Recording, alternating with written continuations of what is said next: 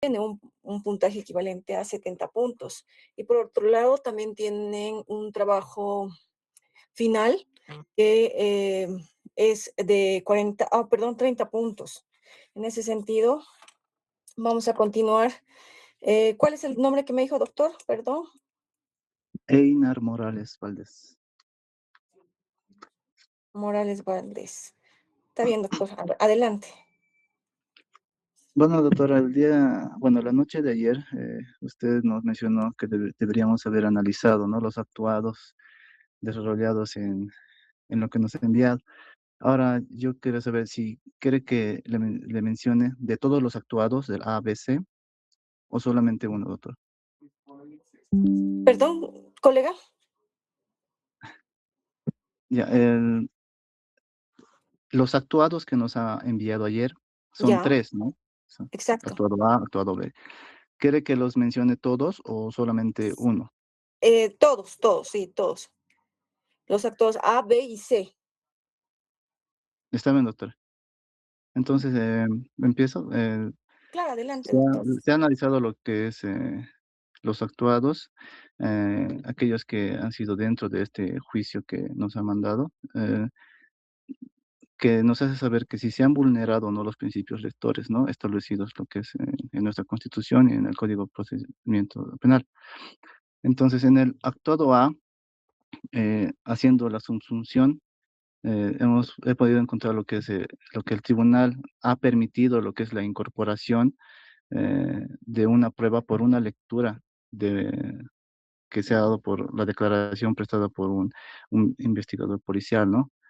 Entonces, pese a que el testigo no ha comparecido, es decir, no haber estado presente físicamente en el juicio oral, el- se ha admitido lo que es esta prueba, ¿no?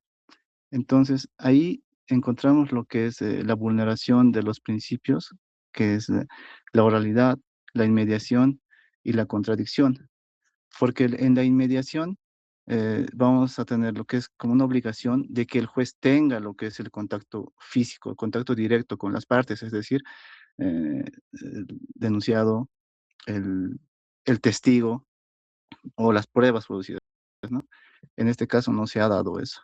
En cuanto a la contradicción, el principio de contradicción, eh, ese derecho que tienen las partes de conocer y poder cuestionar lo que es la prueba que se ha presentado, no se va a poder dar porque el testigo policial no se ha encontrado presente en el juicio oral, entonces no puede haber ese contrainterrogatorio, ¿no? En cuanto a la consecuencia procesal, eh, esto se ha constituido en un defecto absoluto, así está conformado en el artículo 169, en el inciso 3 del Código de Procedimiento Penal, porque esta hace una vulneración de lo que es al debido proceso y también a lo que es al derecho a la defensa. En el actuado B, en la subsunción jurídica, el juez ha dispuesto lo que es verbalmente la salida de lo que son los periodistas y todo el público en general, ¿no? Y esto lo hizo sin una fundamentación ni una resolución motivada. Entonces, ¿qué nos dice el artículo 116 de la Constitución Política del Estado? Que los juicios son públicos, ¿no? Salvo las excepciones que son delitos contra menores de edad o lesa humanidad, etcétera, ¿no? Pero en este caso no es ese delito. Entonces, sin una fundamentación, el, el juez técnico ha dispuesto que se retirasen todos los demás. Entonces, aquí se ha visto vulnerado lo que es el principio de publicidad del juicio oral, porque esta es la garantía que se establece en el juicio oral, ¿no? Para poder desarrollarse públicamente. Y así, esta va a permitir lo que es el control del caso, el control ciudadano, en otras palabras. Y claro, la consecuencia procesal va a ser si el defecto absoluto, debido a que la publicidad es una garantía esencial del juicio oral. Entonces, la restricción de este principio y injustificada vulnera lo que es al debido proceso eh, del juicio, ¿no? Y en el último, de lo que es en el actuado C, en la subsunción jurídica, la defensa ha presentado lo que es sorpresivamente el informe pericial, que esta tenía unas 20, perdón, unas 50 páginas, y el tribunal, perdón, ha otorgado lo que es solamente 10 minutos para que el fiscal reconozca el contenido de este, ¿no? Entonces, en esta situación, eh, se ha violado lo que es el derecho a la contradicción, y el juez ha colocado al Ministerio Público en lo que es en una situación de desventaja, porque ya ha provocado lo que es o está afectando el principio de igualdad de armas. En los principios vulnerados tenemos obviamente lo que es la igualdad de armas o la contradicción, que es la garantía que asegura que ambas partes tengan las mismas oportunidades y condiciones, ¿no? En este caso, el tiempo no ha sido lo correcto. El principio de contradicción también se ha vulnerado, eh, porque este te da el derecho a lo que es a debatir y a refutar lo que son las pruebas presentadas por la contraparte. Y también, obviamente, el derecho a la defensa. Eh, y eso sería, doctora.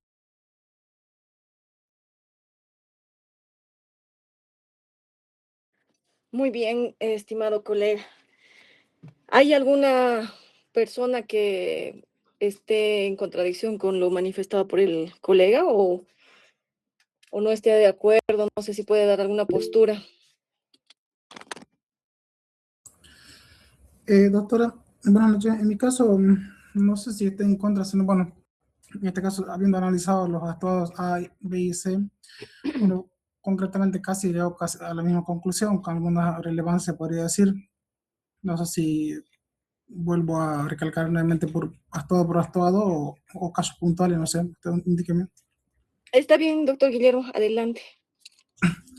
Bueno, con relación, por ejemplo, al actuado A, donde justamente se nos pide que identifiquemos los principios vulnerados, ¿no es cierto? Los principios rectores del juicio oral que fueron vulnerados, en este caso, este principio rector que se habrían vulnerado dentro de este actuado A serían justamente el principio de inmediación, oralidad, contradicción, publicidad, las mismas que están obviamente contempladas en la Constitución Política del Estado, asimismo en el Código de Procedimiento Penal, así como el debido proceso y el derecho a la defensa, ¿no? En cuanto a los, en este caso, a los eh, eh, principios rectores vulnerados. Ahora, en cuanto a la subsunción de la jurídica, como indicaba el colega, o sea, la introducción mediante la lectura íntegra de la declaración informativa prestada, en este caso de etapa preparatoria, vulnera obviamente el principio de inmediación, digamos, porque el tribunal no recibió directamente la declaración del testigo en juicio oral, ya que esta afecta, pues, ¿no?, el principio de contradicción, como bien decía el colega. Además, tomando en cuenta que el principio de contradicción nos dice que el juez debe ejercer el contrainterrogatorio efectivo sobre el investigado en este caso, ¿no? Y obviamente esto está contemplado en el artículo 180, numeral 1 de la Constitución Política del Estado. Y asimismo, el principio de oralidad, que mismo están contemplados en el Código de Procedimiento Penal. Ahora, en cuanto a la consecuencia, se constituye, también concluyo o concuerdo con el colega, que es un defecto absoluto. ¿Por qué? Porque así lo describe, como bien decía el compañero, el artículo 169 del Código de Procedimiento Penal, porque se vulneraron derechos y garantías constitucionales vinculados al debido proceso, el derecho a la defensa y a la contradicción. O sea, la ausencia, digamos, de esta objeción a la defensa no convalida, digamos, ¿no?, en este caso, estos defectos, digamos. Y obviamente afecta a la estructura esencial de un juicio oral, que no olvidemos que todo juicio debe ser público, en este caso se ha vulnerado todo este principio, ¿no? Ahora, con relación al actuado B, de la misma manera, los principios vulnerados, he llegado a la conclusión de que son publicidad y el debido proceso, mismo que están contemplados, vuelvo a recalcar, en la Constitución Política del Estado y asimismo en el Código de Procedimiento Penal. Ahora, a lo que es a la subsunción jurídica, digamos que, o sea, el quitar, es decir, los periodistas y el público de la sala, o sea, dispuesta verbalmente sin fundamentación, digamos, por el juez vulnera o directamente al principio, digamos, de publicidad de juicio oral, y están reconocidas en el artículo 180, numeral 1 de la Constitución, y la 116 del Código de Procedimiento Penal, que indica que todos los juicios o actos deben ser públicos, digamos, ¿no? Entonces, por ende, estas constituyen una garantía del debido proceso, si no se estaría pues, vulnerando estas garantías, pues, ¿no? Ahora, en cuanto a su consecuencia para este actuado B, obviamente también se constituye un efecto absoluto, porque se está vulnerando el principio de publicidad, que es una garantía esencial, ¿no? Ya contemplado en el cuerpo normativo que habíamos citado anteriormente. La exclusión arbitraria del público, de la prensa, obviamente afecta la validez del juicio, ¿no? O sea, tomando en cuenta que sabemos que todo juicio debe ser público, digamos, ¿no? Sin fundamentación, ni el juez ni nadie puede sacar ni a la prensa ni al público, lo cual no ha pasado en este caso en concreto, en estas actuadas, ¿no? Ahora, con relación al actuado B, los principios vulnerados son la igualdad de partes contemplados en el artículo 119, numeral 1 de la Constitución Política del Estado, el derecho a la defensa contemplado en el artículo 109 del Código de Procedimiento Penal, el debido proceso, la lealtad procesal, que ayer usted nos indicaba. Entonces, este principio no ha sido vulnerado. ¿Por qué? Porque la admisión inmediata de un informe pericial, o sea, contable otorgado únicamente 10, como decía el colega, que es lo otorgado únicamente 10 minutos al fiscal para revisar el documento técnico y lo cual, pues, o sea, de 50 páginas es ilógico, digamos, ¿no? O sea, que uno que en 10 minutos te pidan que revise 50 páginas, o sea, se vulnera ¿cómo se dice? El principio de igualdad de partes, ¿no? Porque prevista en el Código de Procedimiento Penal y así como en la Constitución Política del Estado. Necesariamente nos tienen que dar plazo, o sea, no nos pueden decir, te damos 10 minutos para revisar tanta cantidad de hojas y no estarían coartando el derecho a la igualdad de partes que tienen ambas partes, ya sea la parte, en este caso, dando ejemplo, ya sea la parte imputada o en su caso la parte acusada, ¿no? Ahora, con relación a la consecuencia para este actuado C, también constituye un defecto absoluto, ya contemplado en el artículo 169 del Código de Procedimiento Penal, porque bueno, se ha restringido materialmente el ejercicio pleno del derecho a la contradicción, a la defensa técnica de parte del Ministerio Público, ¿no? No se ha dado un plazo razonable, digamos, o sea, el tribunal no ha otorgado un plazo razonable al fiscal, ha impedido el análisis adecuado de las pruebas periciales y esto obviamente cuarta el derecho, lo que es a lo que es al principio de igualdad de parte, ¿no? Eso sería, doctora. Muchísimas gracias, estimada colega. Sí, evidentemente tiene un buen criterio en el desarrollo de lo que es la correspondiente dinámica. A ver, ¿hay otro colega que quiera participar? Doctorita, mi persona con su venia podría participar.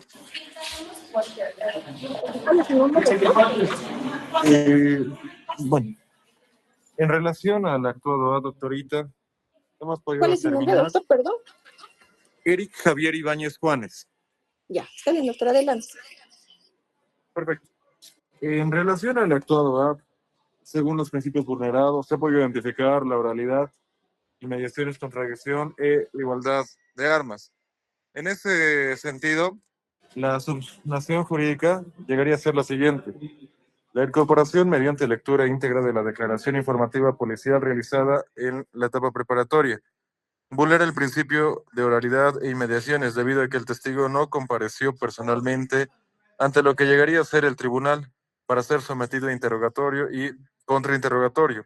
Asimismo, se afecta el principio de contradicción reconocido por los artículos 115 y 119 de la Constitución Política del Estado y los artículos 329 y 333 del Código Procesal Penal, ya que la defensa no tuvo la posibilidad real de confrontar al testigo.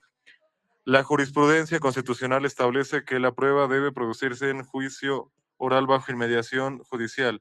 En ese sentido, tenemos en cuenta que la consecuencia procesal constituye un defecto absoluto conforme al artículo 169, inciso 3 del Código Procesal Penal, debido a la vulneración del debido proceso y del derecho a la defensa.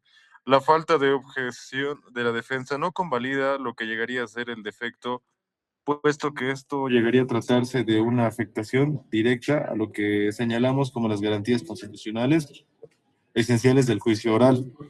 Y en relación al actuado veto autorita, hemos podido identificar que los principios vulnerados llegarían a ser la publicidad de juicio oral y el debido proceso.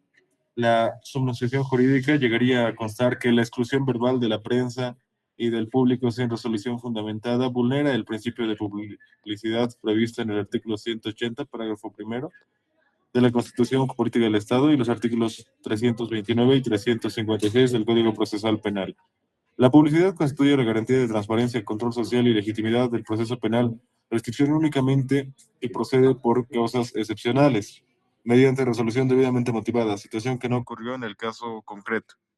En ese sentido, tenemos como consecuencia procesal lo siguiente: el actuado constituye defecto absoluto conforme al artículo 169 de la Constitución, perdón, del Código Procesal Penal, porque restringe ilegítimamente una garantía estructural del juicio oral.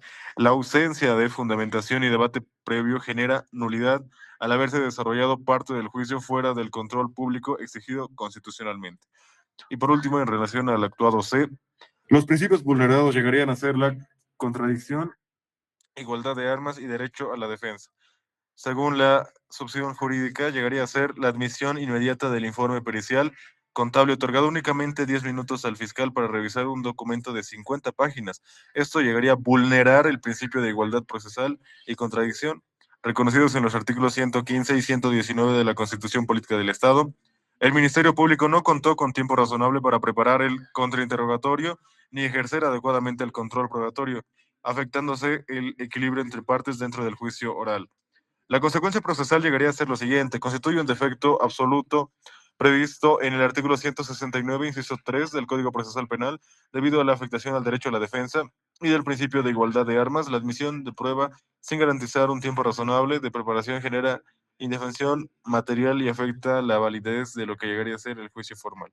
En conclusión, doctorita, del análisis afectado se concluye que los tres actuados procesales hemos podido entender, ¿no?, interpretación que vulnera los principios rectores esenciales del juicio oral establecido por la jurisprudencia y las normas en las que nos hemos basado, ¿no? En este caso, la jurisprudencia madre, la norma de la Constitución Política del Estado y el Código de Procedimiento Penal.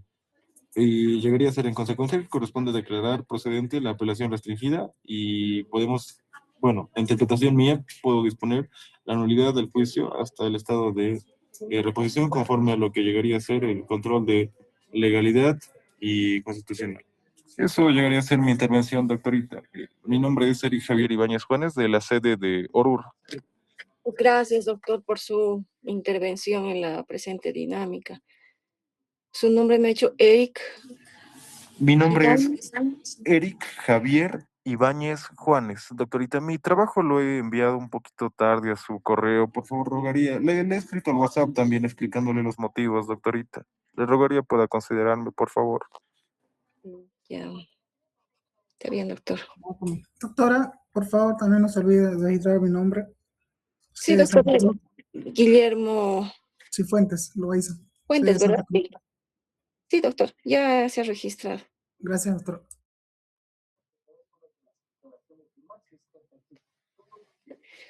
¿Algún otro colega que quiera participar? ¿Cómo está, doctora? Muy buenas noches. Jessica Apodaca le habla de la sede de Cochabamba. Bien, estoy completamente de acuerdo con el análisis y la fundamentación jurídica por mis compañeros que ya precedentemente expusieron, ¿no? Con referente al actuado A, si bien los principios vulnerados identificados por los colegas de oralidad, inmediación, contradicción e igualdad de armas, también es importante mencionar el principio de legalidad procesal, ¿no? ¿Por qué? Porque el tribunal en este caso ha adoptado decisiones que son fuera de los límites previstos en el Código de Procedimiento Penal. El principio de producción de prueba en juicio oral, porque la declaración de la etapa preparatoria no sustituye la declaración viva de los testigos, salvo excepciones legales taxativas. De igual manera, concuerdo, ¿no?, con la consecuencia procesual, que este actuado constituye un defecto absoluto, conforme al artículo 169, numeral 3 del Código de Procedimiento Penal, ¿no? ¿Por qué? Porque, valga la redundancia, ya mis compañeros expusieron, pero vulnera garantías fundamentales relacionadas, ¿no?, con el derecho a la defensa, el debido proceso. Aunque la defensa en este actuado no haya objetado, ¿no?, de alguna manera la irregularidad, este no se puede convalidar para posteriormente tener nulidades, ¿no?, es decir, afectar los derechos constitucionales. Con referente al actuado B, de igual manera, la publicidad y el debido proceso son principios identificados, los mismos que son en este actuado los principios que han sido vulnerados. De la misma manera, la fundamentación jurídica es, y concuerdo también con los colegas, es que el tribunal ha dispuesto que la prensa y el público abandonen la sala sin realizar una debida fundamentación, ¿no? Entonces, de igual manera, esto vulnera principios de publicidad que están establecidas en el artículo 180 de la Constitución Política del Estado y el artículo 116 del Código de Procedimiento Penal, ¿no? Ya que los juicios son orales, son públicos, salvo excepciones expresamente, ¿no?, que son justificadas por ley. Uno de mis colegas mencionó en el caso de menores de edad, ¿no? No aplica al caso. En este caso también se estaría afectando el control social de la justicia, derivado del principio de publicidad, y también la exigencia de motivación de las resoluciones judiciales, porque la exclusión del público fue verbal. Nuevamente, reiteramos, no tuvo una fundamentación justificada, ¿no? Con referente al actuado C, los principios vulnerados, de igual manera concuerdo con los colegas, igualdad de armas, contradicción y derecho a la defensa. Es decir, que en este caso se ha vulnerado el principio de igualdad de armas porque el fiscal tomó conocimiento del informe pericial en plena audiencia, número 1, y 2, que solamente se le ha otorgado 10 minutos para que él pueda revisar el documento que ha sido ampuloso, ¿no? Estamos hablando de 50 páginas. Obviamente esto afecta el derecho a que se pueda tener una preparación adecuada, que se pueda plantear el contrainterrogatorio, se pueda ejercer una contradicción efectiva, ¿no? Y nuevamente estaríamos vulnerando el debido proceso, también como consecuencia procesual, ¿no? Este actuado constituye un absoluto defecto, ¿no? En este caso, conforme al artículo 169 del Código de Procedimiento Penal. ¿Por qué? Porque se ha generado indefensión material, ¿no?, al Ministerio Público y se ha roto también el equilibrio procesal entre partes. La igualdad de armas, se vulnera el derecho al tiempo y medios adecuados para preparar la acusación o la defensa, o a defensa, reconocido por estándares en el debido proceso, ¿no? Nuevamente estamos vulnerando garantías constitucionales. Eso es lo que puedo aportar, licenciada. Muchísimas gracias. Muchísimas gracias, doctorita. Doctorita, mil disculpas, no he escuchado su nombre a momento de intervenir. No sé si me puede, por favor, reiterar su nombre para que pueda anotar su participación. Claro que sí. Jessica Pilar Apodaca Arce, de Cochabamba. Cochabamba.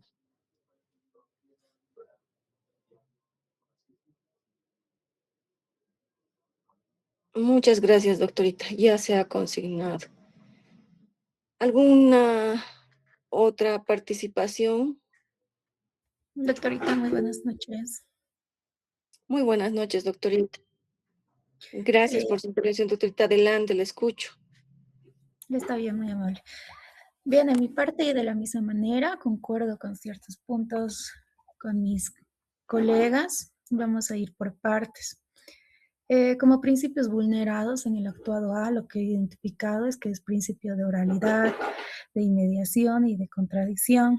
En lo que es en el actuado B sería el principio de publicidad. En el actuado C es lo que el principio de igualdad de armas y principio de continuidad.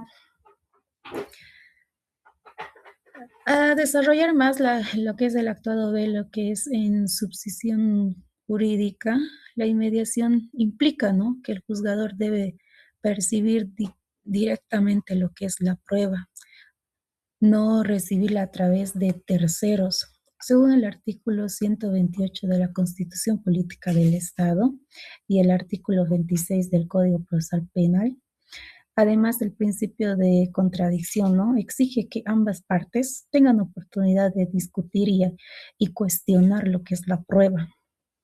Al introducir también lo que es la declaración sin que el testigo esté presente para ser interrogado, se priva, ¿no?, lo que es a la defensa de ejercer su derecho de defensa efectiva, contrario a lo establecido en el artículo 115 de nuestra Constitución Política del Estado y en los artículos 27 y 28 de la misma.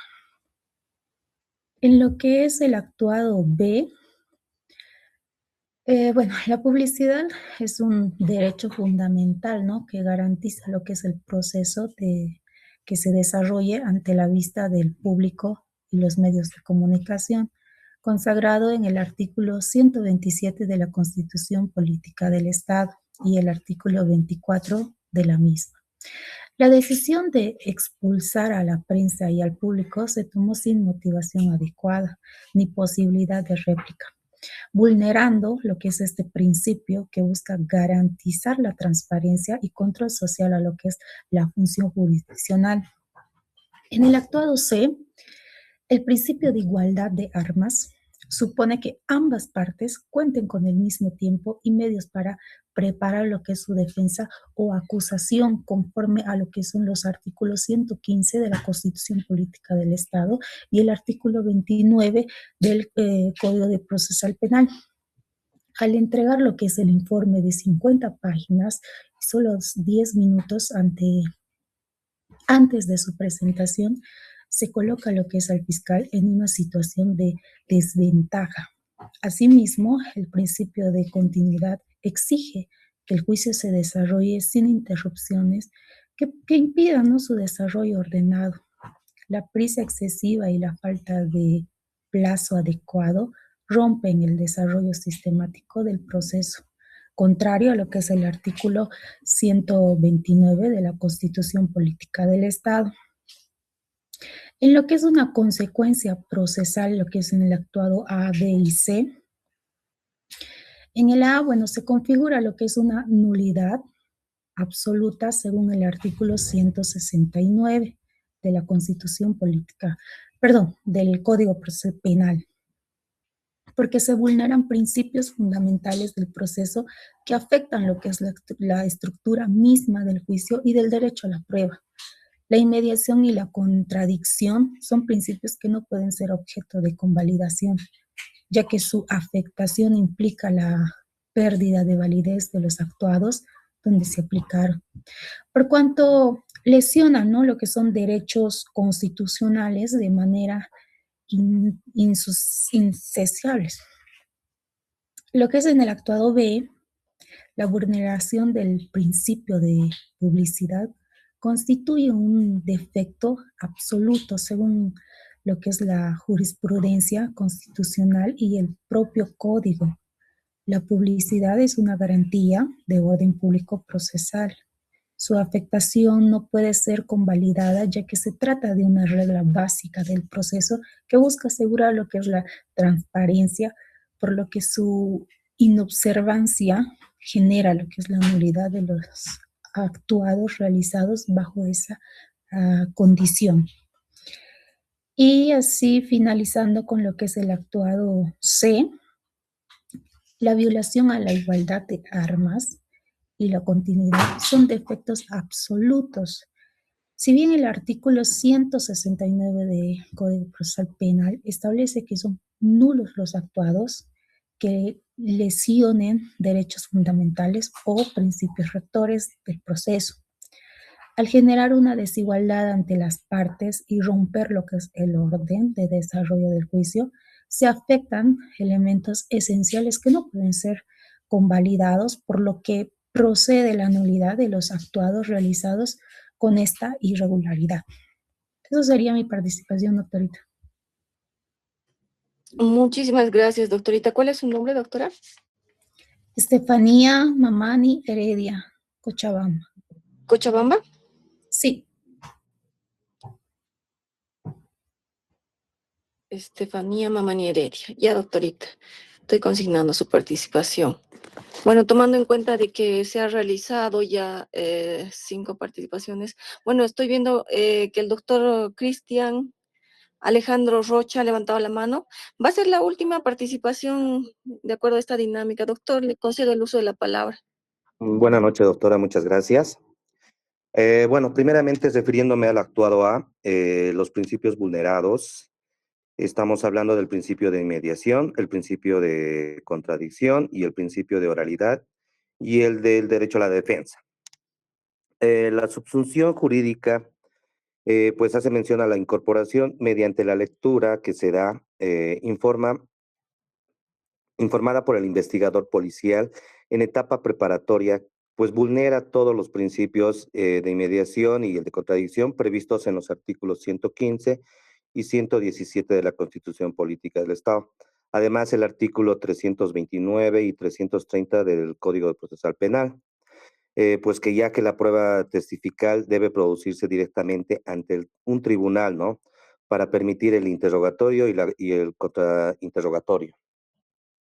Haciendo referencia a la consecuencia procesal, constituye defecto absoluto conforme al artículo 169, inciso 3 del Código de Procesal Penal, debido a la vulneración del debido proceso y el derecho a la defensa.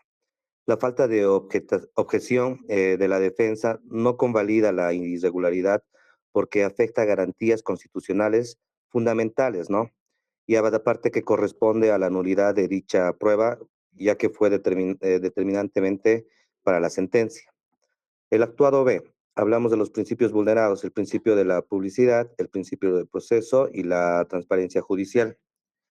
En su subsunción jurídica, podemos decir que la expulsión de los periodistas y el público sin resolución fundamentada vulnera el principio de publicidad reconocido en los artículos 180, parágrafo 1 de la Constitución Política del Estado y el artículo 329 del Código de Procesal Penal, pues hace que la publicidad del juicio garantiza el control social sobre la administración de justicia y únicamente puede restringirse mediante resolución motivada y pues por causas excepcionales establecidas por ley, haciendo mención a las consecuencias de procesal, pues constituye defecto absoluto conforme al artículo 169 de inciso 3 del Código Procesal Penal, ya que al afectarse una garantía esencial del juicio oral, la exclusión abierta del juicio público y prensa compromete la transparencia y legalidad del proceso, ¿no?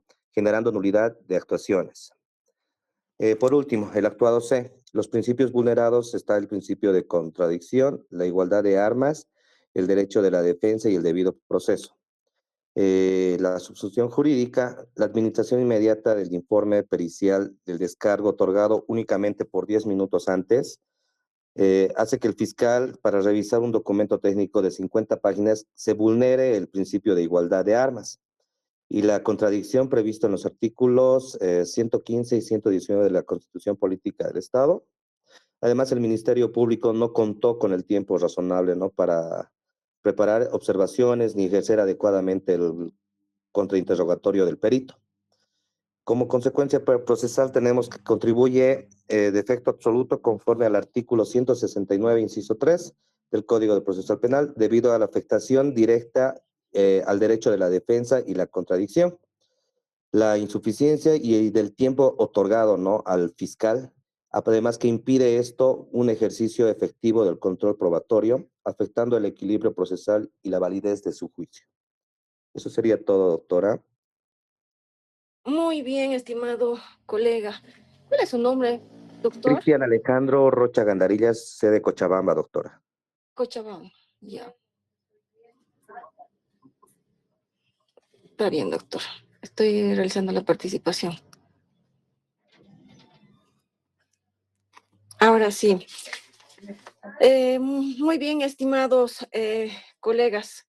Fue bueno y evidentemente enriquecedor escucharlos, y considerando que todos han realizado su respectivo análisis, yo también voy a brindarles un punto de vista para que lo contemplen y, bueno, cada uno también establezca su punto de vista, ¿no?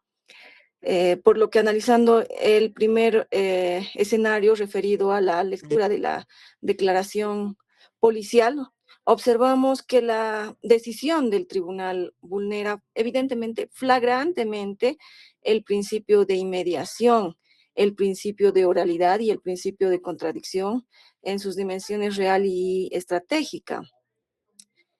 ¿Y esto por qué? Porque la actuación transgrede lo que es el artículo 119 de la Constitución Política del Estado, que garantiza el derecho a la defensa, así como también el artículo 8.2, literal F, de lo que es la Convención Americana sobre Derechos Humanos, que protege el derecho inalienable a interrogar a cada uno de los testigos que sean ofrecidos. Debemos recordar, colegas, que el artículo 333 del Código de Procedimiento Penal establece lo que son las excepciones muy limitadas para introducir declaraciones por su lectura, y un simple viaje de capacitación no encaja en ninguna de ellas. Tal como coinciden la doctrina y la jurisprudencia, un acta policial elaborada en lo que es la etapa preparatoria jamás puede reemplazar la percepción directa del juez, ni puede privar a la contraparte de, evidentemente, someter esa versión al fuego del contrainterrogatorio. En consecuencia, estamos frente a un defecto absoluto e insubsanable desde mi punto de vista.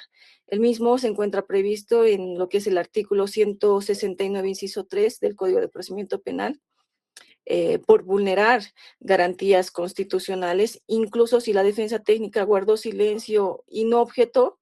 Este acto no se convalida, estimados colegas, porque el Estado no puede tolerar la indefensión material de un procesado, correspondiendo de forma ineludible la nulidad del juicio y lo que es la exclusión total de esa prueba al momento de, evidentemente, dictar lo que es una sentencia. Pasando ahora al segundo escenario, que trata sobre la expulsión de la prensa sin una resolución formal, el tribunal atropella el principio de publicidad y lo que es el debido proceso en su vertiente de fundamentación de las resoluciones. Aquí se transgrede directamente, estimados colegas, el artículo 178 de la Constitución Política del Estado, que consagra la publicidad y la participación ciudadana que debe existir. El argumento de que las cámaras ponen nerviosos a los testigos carece evidentemente de todo asidero legal. Además, la ley exige que cualquier restricción a la publicidad se disponga mediante lo que es una resolución debidamente fundamentada, y no por un simple capricho verbal y arbitrario. El juez técnico debe realizar esta fundamentación. Por lo tanto, esta actuación constituye también un defecto absoluto, ya que la restricción infundada, vaciada la validez de todo el debate procesal al aniquilar lo que es el control social sobre la administración de justicia, convirtiendo el acto peligrosamente en un procedimiento secreto de corte que es evidentemente inquisitivo. Y finalmente, en cuanto a lo que es el tercer escenario, relacionado con la pericia, sorpresa y el plazo otorgado para revisarlas, evidencia una profunda factura al principio de igualdad de armas y al principio de contradicción formal y estratégica. Se vulnera, estimados colegas, el artículo 119 de la Constitución Política del Estado sobre lo que es la igualdad de oportunidades, y evidentemente también se transgrede lo que es el artículo 12 del Código de Procedimiento Penal, eh, al otorgarle apenas 10 minutos para analizar un informe pericial contable de 50 páginas, imagínense. Creo que en 10 minutos no podemos alcanzar ni siquiera a dar una lectura rápida.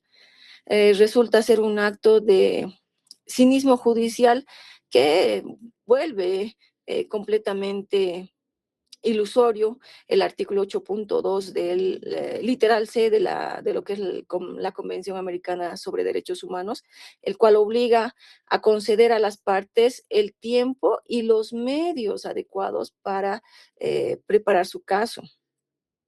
Al admitir una prueba que no fue ofrecida oportunamente y al no dar el tiempo material indispensable para que el fiscal prepare su contrainterrogatorio o consulte con su propio consultor técnico, se destruye lo que es el equilibrio procesal. Esta situación provoca lo que es una indefensión material directa a lo que es el Ministerio Público, configurando un defecto absoluto bajo lo que es el artículo 169, inciso 3 del Código de Procedimiento Penal. En este caso, la vía correcta de saneamiento exigía que el tribunal excluyera la prueba por ser extemporánea o si decidía admitirla por alguna vía excepcional debido, el tribunal debió aplicar lo que es el principio de continuidad disponiendo un receso legal que le otorgue al fiscal o al representante del Ministerio Público el tiempo humanamente razonable para estudiar el documento y ejercer así una contradicción real y no ficticia. En ese tenor, estimados colegas, es importante ya ingresar ahora a lo que es el segundo tema de nuestro módulo 5. Me voy a permitir compartir las diapositivas como lo realizamos. Este tema es lo que es la teoría del caso.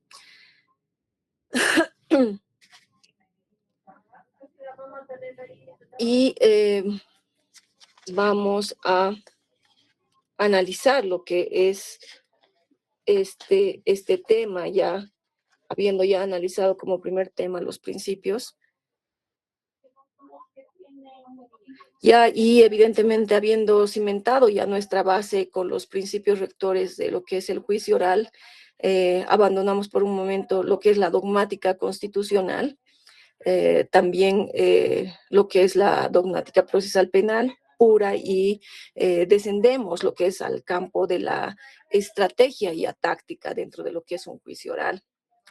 Es importante contemplar el vínculo entre lo que es la dogmática y la estrategia, como una visión integrada, ya que la teoría del caso y la teoría del delito no son conceptos aislados, son el anverso y el reverso de una misma moneda, tomémoslo así. Para entenderlo de forma gráfica, debemos de contemplar que la teoría del delito es el molde y la teoría del caso es el material con que llenamos ese molde. Desde la percepción jurídica, la teoría del delito es el filtro dogmático que debe existir. La teoría del delito nos dice que en abstracto que requisitos mínimos y estrictos deben de cumplirse para que una conducta humana sea castigada por el Estado.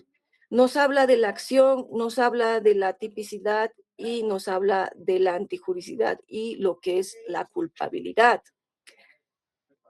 Pero la teoría del caso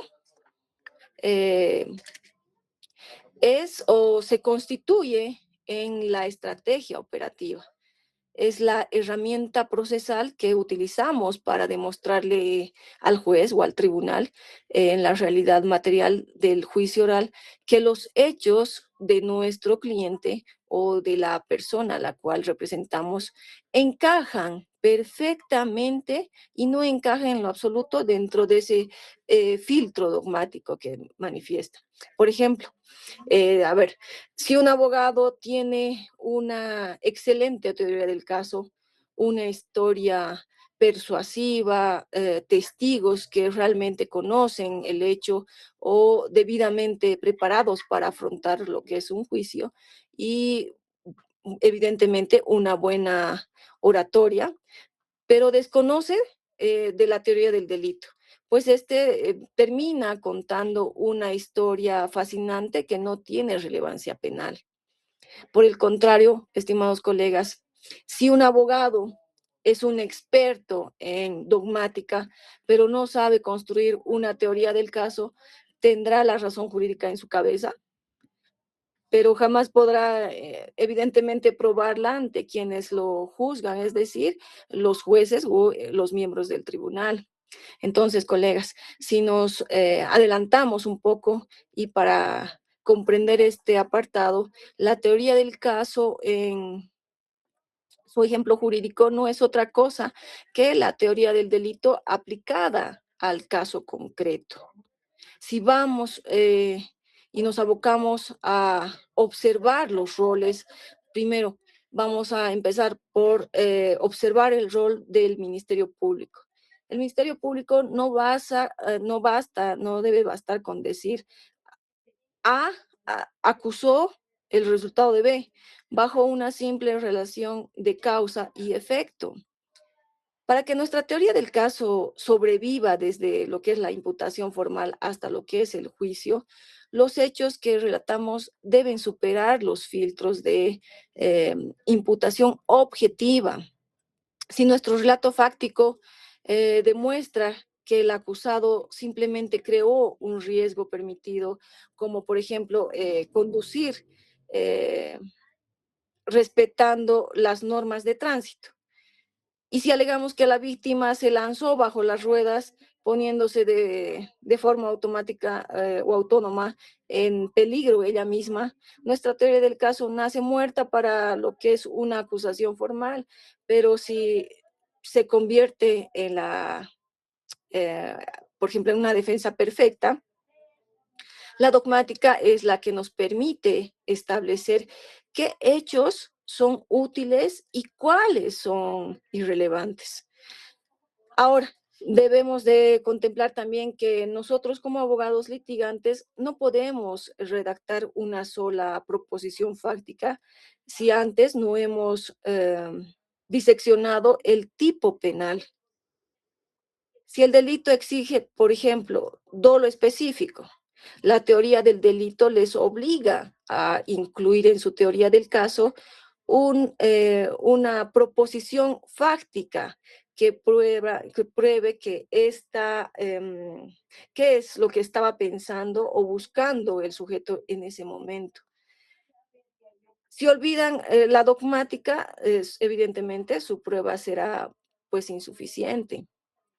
Por otro lado, a ver, dándoles otro ejemplo, cuando la defensa decide asumir una teoría del caso activa, su libreto es la dogmática penal pura, ya que si ataca lo que es la antijuricidad, su teoría del caso se enfocará en demostrar que los hechos fácticos encuadran en el artículo 11 y 12 del Código Penal, ya que, por ejemplo, basado en el estado de necesidad o de legítima defensa, toda su prueba iría dirigida a demostrar en la agresión injusta y evidentemente actual. Pero por otro lado, si ataca lo que es la culpabilidad, su teoría del caso ignorará el hecho en sí, pero concentrará todo su poder probatorio en pericias psiquiátricas para demostrar la imputabilidad o en el momento del hecho que quiera demostrar. En resumen, colegas, la teoría del delito es la que nos dicta qué tenemos que probar. Y lo que es la teoría del caso nos dice cómo lo vamos a probar en lo que es una audiencia de juicio oral. Resumidamente, es eso básicamente lo que es la teoría del delito y lo que es la teoría del caso. Desde un criterio ampliamente personal, una estratega no lee el Código Penal para memorizarlo, por ejemplo. Lo lee para extraer de cada artículo las piezas que son evidentemente de convicción, que luego irá a buscar en lo que es la etapa preparatoria y que finalmente defenderá a muerte bajo las reglas de contradictorio en lo que es el juicio oral público y contradictorio. Entendida ya sea vínculo, vamos a ponernos a discernir cada elemento del delito y evidentemente convertirlo en una arma de litigación en lo que es la etapa del juicio oral público y contradictorio. Bien, desarrollado este extremo, vamos a ingresar lo que es el concepto más importante de la litigación moderna, que es la teoría del caso. Como abogados litigantes, estimados colegas, ante la práctica diaria en lo que son los tribunales, debemos de ir a demostrar, independientemente del rol que vayamos a asumir, nuestra sólida teoría del caso. Pero para comprender qué es exactamente esta herramienta, es importante, en primera instancia, apreciar los preceptos jurídicos doctrinales. Por ejemplo, Andrés Weidman y Mauricio Duce define la teoría del caso no como un simple relato, sino como una herramienta metodológica indispensable. Textualmente nos enseña que la teoría del caso es el ángulo desde el cual miramos la prueba en el planteamiento de la acusación o de lo que es la defensa. Hace sobre los hechos penalmente relevantes, las pruebas que la sustentan y los fundamentos jurídicos que eso apoya. Entonces, ¿qué nos llegan a decir los autores? Nos dicen que la teoría del caso es un lente. Todos en la sala, ya sea desde el juez, el fiscal, la defensa técnica, están viendo la misma prueba, el mismo cuchillo, la misma pericia, pero el ángulo desde el cual lo explicamos, por ejemplo, lo explica el juez, qué significa ese cuchillo en nuestra teoría del caso, por ejemplo. Para los autores es el guión que permite al abogado organizar su trabajo desde la acusación formal hasta lo que es el alegato de clausura. Ahora sí, abordamos una visión narrativa y psicológica y queremos entender cómo persuadir al tribunal. Debemos acudir al profesor norteamericano Thomas Moe en su célebre libro Trivial Techniques o Técnicas de Litigación, que es el texto fundamental de las escuelas de derecho en los Estados Unidos. Este autor manifiesta que la teoría del caso desde una perspectiva persuasiva, ya que señala que la teoría del caso es la adaptación de su historia a los requerimientos legales. Él también manifiesta que es la narrativa lógica, es la narrativa coherente y creíble que el abogado utiliza para explicar al tribunal qué pasó realmente, por qué pasó y por qué la ley y el sentido común le dan la razón a él y no a su oponente. Colegas, noten lo que es la importancia de lo que añade este autor, y es que resulta en sentido común una teoría del caso puede ser jurídicamente perfecta, pero si la historia humana que cuenta es evidentemente increíble o absurda, el tribunal no lo va a creer. Este autor nos exige que nuestra teoría explique los motivos detrás de la conducta, porque los jueces, antes que abogados, son seres humanos que necesitan entender el porqué de la tragedia penal. Ahora, si abordamos una visión dogmática, práctica, podemos citar al profesor Heisbert, quien en su obra, lo que es la aplicación de la teoría del caso y la teoría del delito en el proceso penal acusatorio, Benavente hace una conexión vial que a los abogados penalistas a menudo se nos puede escapar, pero nos hace reflexionar, estimados colegas, que la teoría del caso es el puente de planta entre el derecho penal sustantivo, lo que vincula a la teoría del delito y el derecho procesal penal.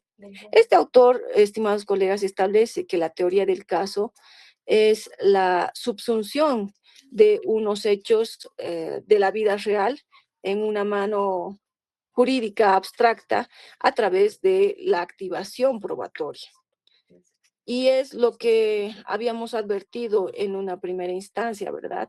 La teoría del caso no sirve de nada si contamos una historia fascinante de un robo, pero olvidamos probar el elemento normativo de la violencia o la intimidación que exigen nuestro Código Penal boliviano para que se configure en lo que es el robo.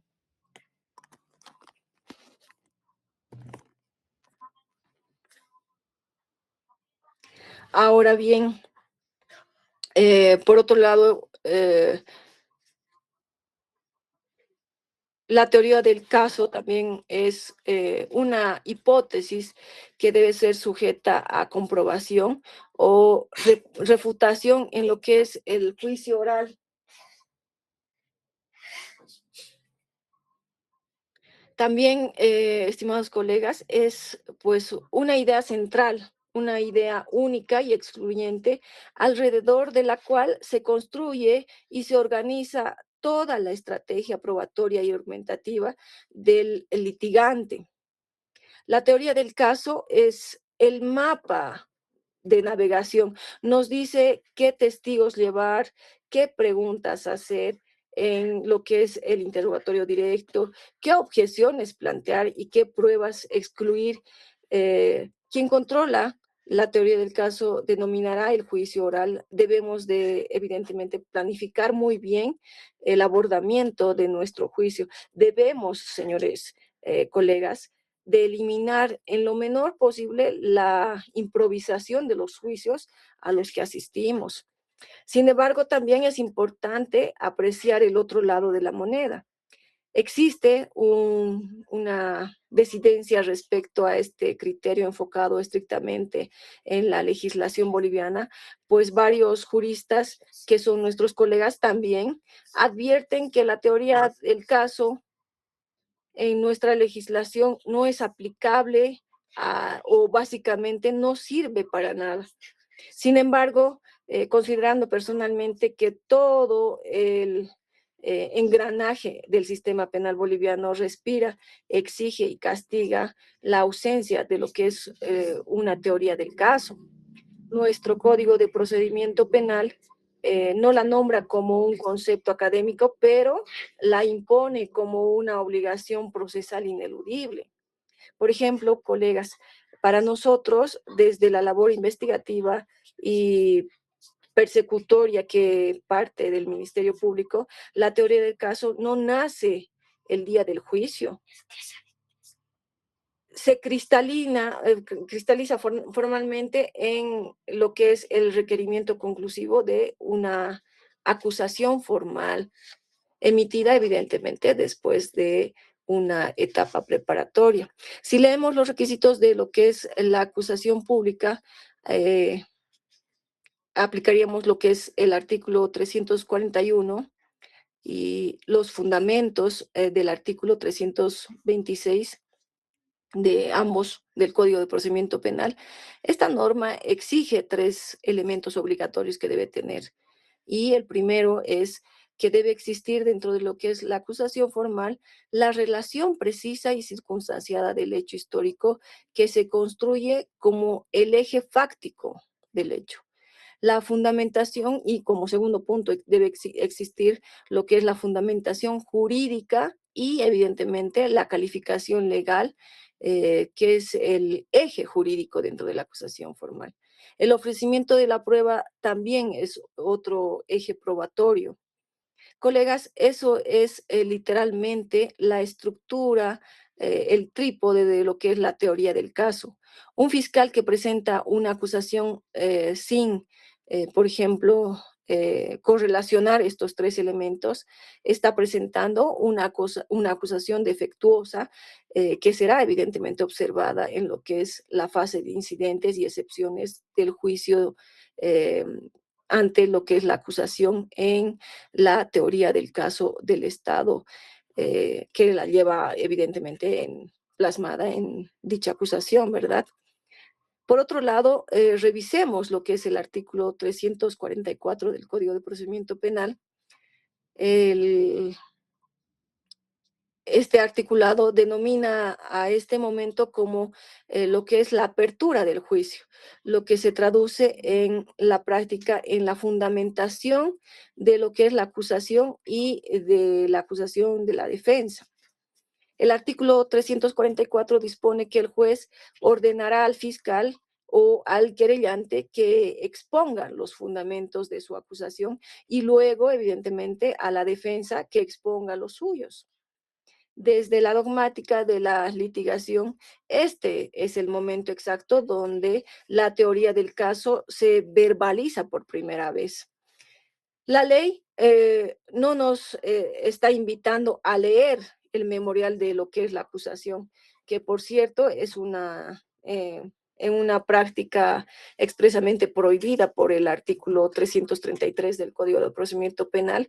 Por el contrario, nos está ordenando que le presentemos al tribunal nuestro mapa de navegación, nuestras promesas probatorias y nuestra versión de la realidad antes de que desfile la prueba, ya sea esta prueba testifical, documental, pericial u otra prueba.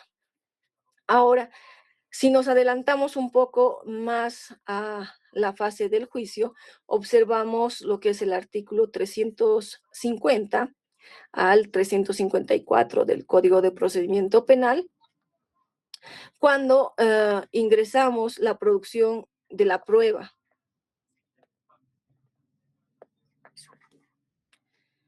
Aquí, estimados colegas, es donde las proposiciones fácticas cobran vida. La dinámica del interrogatorio y del contrainterrogatorio regulada en estos artículos es la pista de aterrizaje de nuestra estrategia. Por ejemplo, el artículo 351 del Código de Procedimiento Penal, vinculado al interrogatorio, faculta a las partes a interrogar directamente a los testigos y a los peritos. Empero, la ley nos prohíbe hacer preguntas capciosas, preguntas sugestivas en el examen directo o en el examen indirecto. Empero, todo desfile probatorio, ya sea testifical, documental, pericial, merece lo que es un interrogatorio al azar. Es evidentemente la ejecución matemática de la matriz de la teoría del caso. Cada testigo, estimados colegas, propuestos evidentemente, oportunamente, se sienta ahí para probar una o solo una proposición fáctica de nuestro cuadro, porque es el testigo que seleccionamos, es el testigo que sabemos que con su atestación generará convicción y certeza de la inocencia o de la culpabilidad de nuestro defendido. Por último, el artículo 356 del Código de Procedimiento Penal nos da la palabra para emitir nuestras conclusiones. Para el abogado que no tiene estructurada una sólida teoría del caso, este artículo es una tortura porque termina haciendo un resumen cronológico y aburrido de sus testigos probatorios o sus testigos de cargo, de descargo, que sean los mismos, para la interposición de sus alegatos. El artículo 356 del Código de Procedimiento Penal es evidentemente el cierre del círculo. Es el momento de decirle al tribunal, señores jueces, en la apertura, yo he prometido una teoría del caso, que fue por ejemplo, asesinato por lucro. Hoy en la clausura les demuestro cómo esa teoría ha sido probada, pieza por pieza, con la prueba producida.